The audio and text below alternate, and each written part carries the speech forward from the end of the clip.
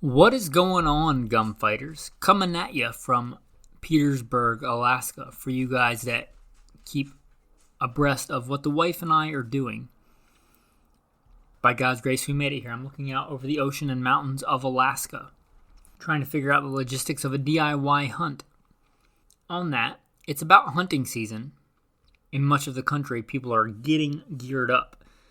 Already a new episode came out today, but I thought it would be a good time to recast this episode. Maybe coming up in September, I'll do a bunch of recasts of hunting episodes, maybe some new content. But I know not everybody's a hunter, so I don't want to overdo it. But this one, hunting with the AR-15, I think it's a good time to put it out. And again, a new episode already came out, so not taking the place of new content. But I hope you enjoy this episode, hunting with the AR-15. Hello, and welcome back to Gunfighter Life, the podcast where we talk about gunfighting and defense and all other gun-related stuff the right way, with God at the center, from a Judeo-Christian worldview and real-world first-hand experience. I'll roll into a quick bio and then the topic. If you want to skip the bio, you can skip to about 4 minutes in. First, I am a Christian. I don't apologize for that. God is number one. I hope to honor that in everything that I do, this podcast being no different. I grew up hunting and shooting and fishing and even competition shooting at a very early age in the South. I joined the Marine Corps at 17, way back pre-9/11 days. I did a couple of combat tours in Iraq. After my combat tours, I was an urban warfare instructor, desert warfare instructor for the United States Marine Corps on the Mojave Viper. I also served in law enforcement, LAPD, both regular assignments and more specialized assignments.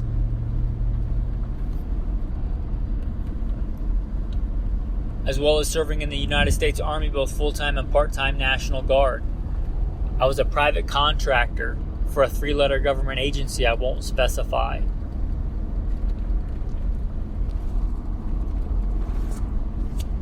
FBI certified firearms instructor, NRA certified, quite a few other certifications.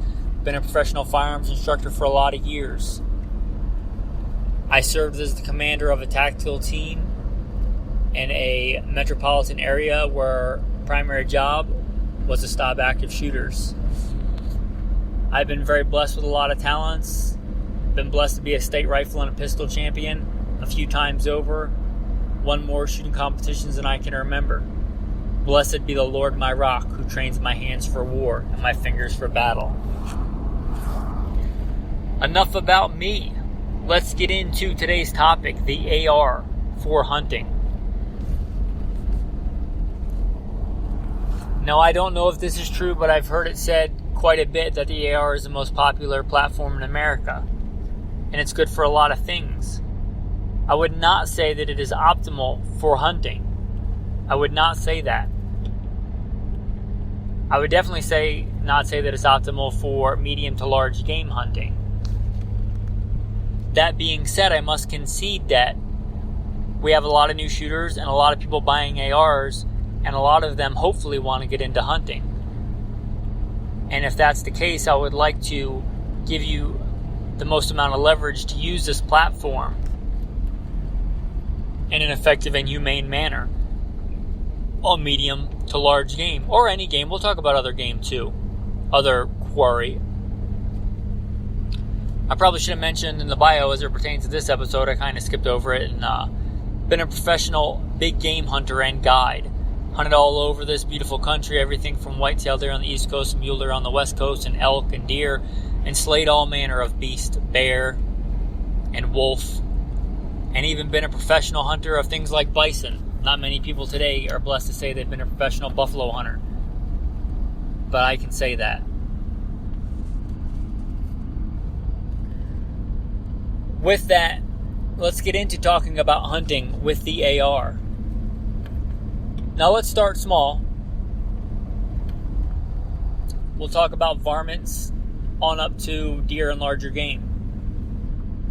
No matter what your quarry, no matter what your game is, no matter what the thing is you're doing with it, The AR, like anything else, ammo selection is important. No matter what kind of fancy AR you have, it's the bullet. That's the object that actually does the killing, that goes in that living tissue. It's the bullet. Bullet selection is critical. Bullet selection is especially critical if you're going to do something like hunt a deer-sized animal with a .223. Let's start small, like we said. Prairie dog hunting can be quite a lot of fun. It can be quite a lot of fun with an AR. If you're doing a varmint hunting, use a varmint round, I would suggest. Using, your 35 or 40-ish grain bullets that are meant to expand rapidly on things like prairie dogs and ground squirrels and whistle pigs. What I would consider, semi-frangible rounds, thin-jacketed for rapid expansion. Varmint grenades are pretty awesome on small game like that, or other similar rounds. Stepping up to things like coyote, your 45-ish to 55-ish grain bullets. Nothing wrong with using something heavier if that's what you're already set up for. But coyotes, I would say the AR is a decent platform for hunting coyotes. And it's typical guys, which I would consider to be a 16-inch carbine, with a red dot sight. Moving up to medium large game, things like deer. This is where bullet selection is super critical. I would not say that the 5.56 .223 round is optimal for hunting deer, but I must concede that it's effective, as many hunters do it. Realize that tactical applications and hunting are not the same thing. One of the big advantages people tout about the AR, especially for like home defense, is that it fragments and doesn't penetrate walls and things well. And that's true, that's a good advantage. And your goal in a tactical application should not be to kill someone, it should be to stop them from their bad behavior and have them change their behavior. If they're trying to hurt you, change their behavior so they're no longer trying to hurt you. If you wound them and they go away, or they continue to stop fighting and don't die, that's fine. If you wound a deer and it runs away, then you just killed a deer that you can't eat. And it may suffer a long time, which is immoral and foolish. They're not the same. So I would not recommend the same bullets. You want proper penetration. Penetration is key when it comes to medium to large game. I would suggest not full metal jacket, of course. A lot of times it's illegal and not effective for deer, and maybe there's been a deer or two taken with it, but that doesn't make it right.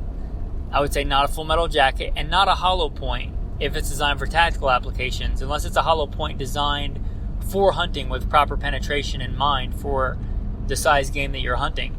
I would suggest my first choice would be a jacketed soft point round, not a hollow point, but just a soft lead point, which gives a good balance, in my opinion and my experience, between penetration and expansion. It will expand some, but it will penetrate enough, hopefully. And you're going to want to, in my opinion, stick with the heavier bullets. I'm talking 60 and up grain, 62, 64, 70-ish something to 80-ish something grain bullets, if your twist rate can handle it. And I would say that even with this in mind, I would think it ethical to stick to a broadside shot with a .223 5.56. A broadside shot, if you really know what you're doing, a quartering away from you shot, if you can thread it between the rib cage and into the vitals. But if you know how to do that and know what I'm talking about, you probably already know that.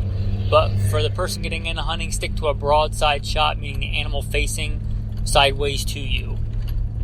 And a good shot placement, you can look that up. That's more a visual thing than an audible thing. But look up proper shot placement. Don't just shoot at the animal. But again, if you're going to hunt with the AR-15 in its most common caliber, .223 5.56, ammo selection is key. Next, let's talk about optics. Now, a lot of AR-15s come with iron sights. Iron sights are great. Iron sights are great for learning marksmanship. And I would say iron sights are just fine for hunting if you're going to keep your shots into 100, 150 yards. Now, you may say, oh, you can shoot farther than that. And yes, you can. I was blessed to be an expert rifleman in the Marine Corps. I routinely hit man-sized targets at 500 yards with iron sights, without a rest, without anything, with a beat-up old M16A2 with iron sights. Yes, I could hit a man-sized target at 500 yards. But again, tactics and hunting, or war fighting and hunting, is not the same. Again, if I'm in a war and I'm shooting at a man-sized silhouette, if I hit that target and it stops doing the thing it's doing, trying to kill me, that's a win for me. If I shoot a deer and hit it somewhere and it runs off and dies 3 weeks later of infection, that serves no point and is immoral, and it doesn't help me eat. So whereas a shot somewhere on the torso in warfare is acceptable, the kill zone on a deer to drop it and recover it and consume its flesh to make me stronger is a far smaller target. For that reason, I would say limit your range, if you're using iron sights, to the range that you can hit into that small pie plate size target. And very common today, and for good reason, are red dot sights. And I would say red dot sights, your range is the same. The red dot sight will give you the same range. It may, depending on the scenario, let you get a shot off faster. Sometimes you're not sitting in a deer stand with a nice rest and all the time in the world to shoot a deer. Sometimes you're walking through a draw or some fallen timber and a deer jumps up 20 yards in front of you and is going away from you, and you need a shot quick. And for that, a red dot is great. So I would say red dot, same range as your iron sights, 100, 150 yards. Those are probably what's most commonly on an AR. Now, if you're talking about putting a magnified optic on there, specifically for hunting, they're kind of overlooked nowadays, but I would say look to your fixed power scopes. They're small, they're handy, they tend to be more robust than their variable power counterparts because they have less moving parts. They don't have all the parts that need to adjust magnification. A 2.5 fixed power or a 4 fixed or a 6 fixed are your most common, but any of those will do just fine and do superbly for hunting.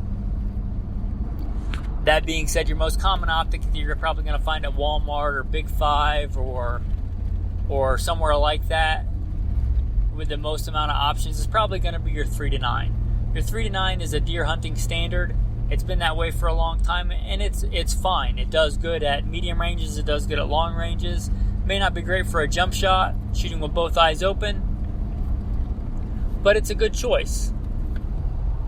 Especially if you're hunting for something like a stand or something where a jump shot is probably not likely. So your 3-9 is fine. Whatever optic you get, I would suggest the 50 yard zero, but do what you want. 50 yards, zero with an AR will generally get you dead on at 50. The bullet will rise a little bit high in relation to the sight, in relation to the zero.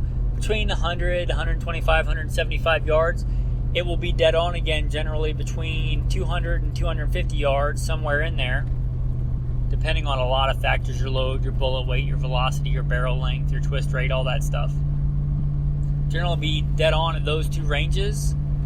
So anything, between 50 and 250 yards, generally you can point at the center of your acceptable kill zone, and if you do your fundamentals right, eat venison.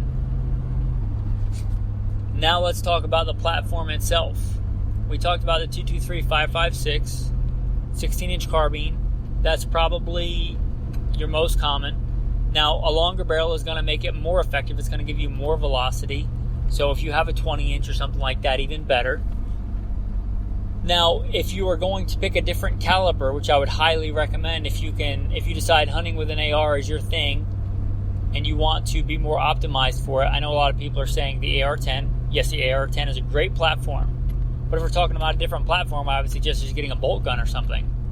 If we're talking about the AR-15 for hunting, there's a few caliber choices I think are far better and totally acceptable and would turn the AR into a good, maybe not the best, but a good hunting rifle for medium to large game.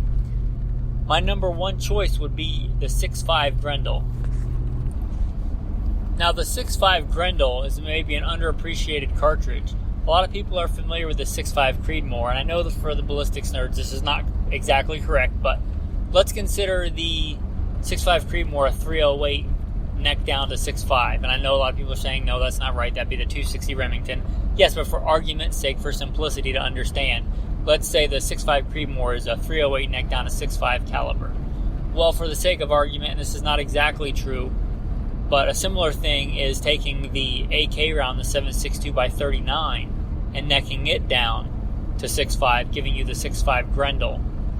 An amazingly efficient and effective round. To be fair, I've never owned a 6.5 Grendel, but just looking at the ballistics, it seems like a fine round and would be a fine round for medium to large game hunting. 6.5 Grendel, you get a great bullet selection. Nowadays in the 6.5, there's a lot of good bullet selection and a lot of good hunting bullet selection in the 6.5 caliber that comes along with the 6.5 Grendel as well. And it fits in an AR magazine, so you could get a different upper and put it on your AR-15. You have an AR-15 and 6.5 Grendel. That would be my number one choice if I was going to hunt medium to large game with an AR-15. My second choice is not far behind, is the 6.8 SPC. Now, the 6.8 SPC was one of those things that came about. Every now and then there's a rumor that the U.S. military is going to get away from the 5.56 and get something with better ballistics, more effective on stopping power. And one of those rumors, as I understand it, verify the facts for yourself, but one of those sparked the 6.8 SPC, and 6.8 is just a metric designation, a metric name for, the 27 caliber that you're probably familiar with in the 270, which is also a fine, 270 is also a fine deer cartridge. Nobody would argue with the 270's effectiveness. And the 6.8 SPC does not give you quite the velocity, but it does give you that good bullet selection and that good proven bullet size and caliber and weight for putting down medium to large game. The 6.8 SPC would be another fine choice. You could sit there and argue all day about the differences between the 6.5 Grendel and the 6.8 SPC. Like I said, 6.5 would be my first choice. 6.8 would be a very close second. I wouldn't feel bad about either one. Either one of those I'd say would be optimal for hunting medium to large game with your AR. The 6.5 Grendel, I will do a quick aside and say that if I was building an AR-15 dual purpose for hunting and maybe as designated marksman rifle, like I wanted it for protecting the homestead, I wanted it for protecting a large piece of property, for a designated marksman rifle, for just, refining longer range shooting, but I also wanted to hunt with it, and an AR-15.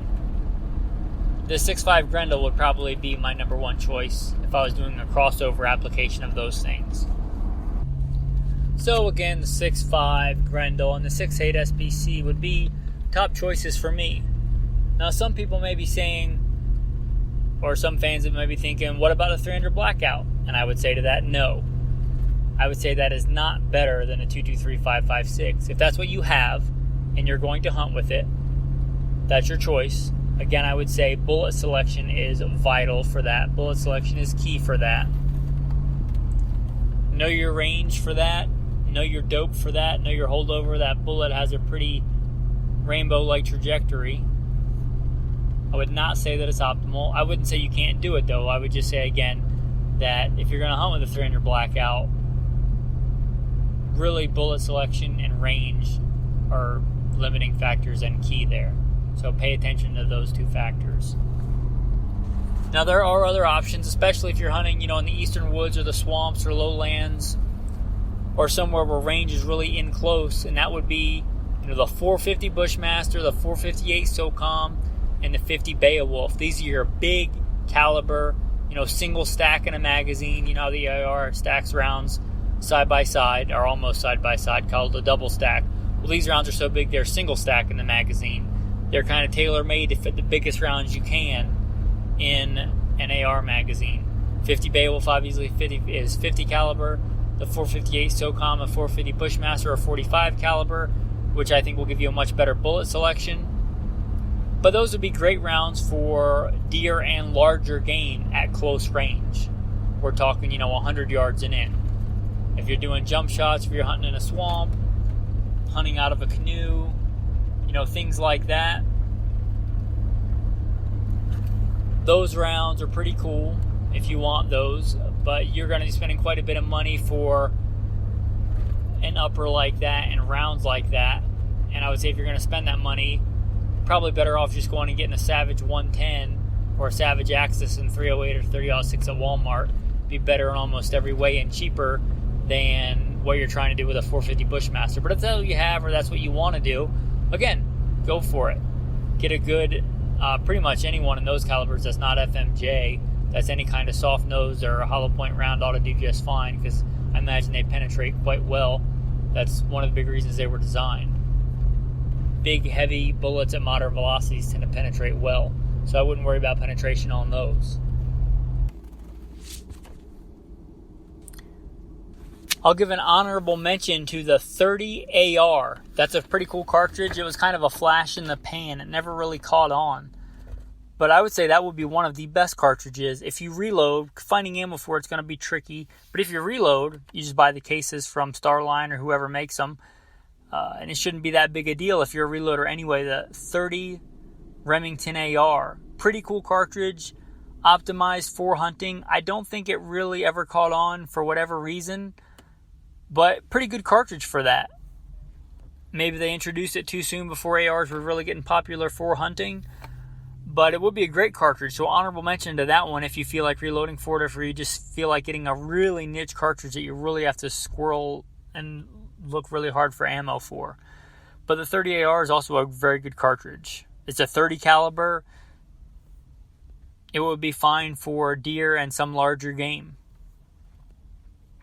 All right, with that, guys, I'm going to say thanks for listening to this episode of Gunfighter Life. If you like this podcast, you may also like the Alpha Male podcast. You may also like Simple Man Sermons if you care about the important stuff. The preachings of a simple man called by God to share the good news of Jesus Christ. No matter how successful a hunter you are, one day your days of hunting as you are now on this earth will be done. And then where will you be? So if you want to check out those podcasts, or if you want to contact me, please go to goodshepherdtraining.com. That's your one-stop shop. Instead of just mentioning a bunch of different stuff, go to goodshepherdtraining.com. These podcasts are free for you to listen to, and I like it that way, but not free to produce. If you want to support, if you think this content was worth $1 or the fraction of the cost of a box of ammo, please consider going to Good Shepherd Training, scrolling to the bottom to Patreon. And even if you don't want to support in that way, you can support by liking, subscribing to the podcast, sharing it with your friends, somebody you think would enjoy it.